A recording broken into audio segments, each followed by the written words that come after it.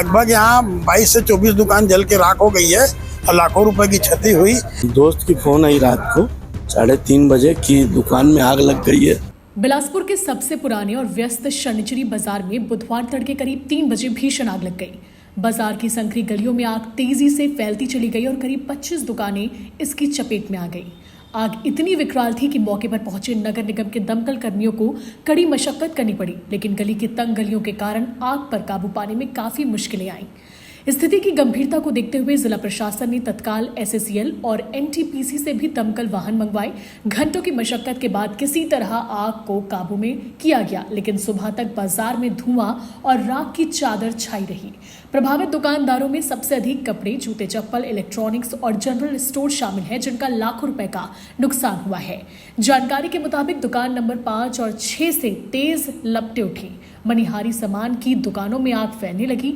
SDRF की team ने मोर्चा संभाला और सुबह तक राहत बचाव कार्य जारी रहा, लेकिन जब तक आग बुझी तब तक कई दुकानें जलकर राख हो चुकी थी। दोस्त की फोन आई रात को 3:30 बजे कि दुकान में आग लग गई है, आ जाओ।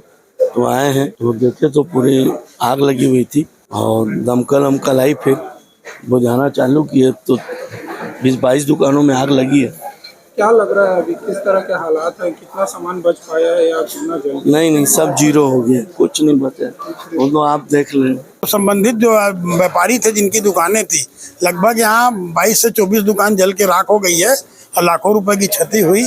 और जब सुनकर सभी व्यापारी लोग और सभी विभाग के लोग यहाँ पर पहुँचे तो आग बुझाने की कोशिश अभी भी की जा रही है। लगातार फायर ब्रिगेड के भी लोग आए, नगर निगम के भी लोग आए और सभी व्यापारी यहाँ पर पहुंचकर इस दुख की घड़ी में सब व्यापारी के साथ खड़े होकर इस आग को बुझाने के कार्य कर रहे हैं। दमकल विभाग ने बताया कि आग लगने का कारण शॉर्ट सर्किट हो सकता है, हालांकि इसकी पुष्टि जांच के बाद ही हो पाएगी। मौके पर अधिकारी मौजूद रहे और स्थिति का जायजा लेते रहे। इसके अलावा स्थानीय जनप्रतिनिधि भी बाजार पहुंचकर व्यापारियों को ढांढस बंधाते नजर आए। घटना के बाद पूरे क्षेत्र में अफरा तफरी का माहौल रहा। पुलिस ने एहतियातन आसपास की दुकानों को खाली करा लिया था, जिससे किसी तरह की जनहानि नहीं हुई। फिलहाल नुकसान का आकलन किया जा रहा है। बिलासपुर से जिया खान की रिपोर्ट, CG भास्कर।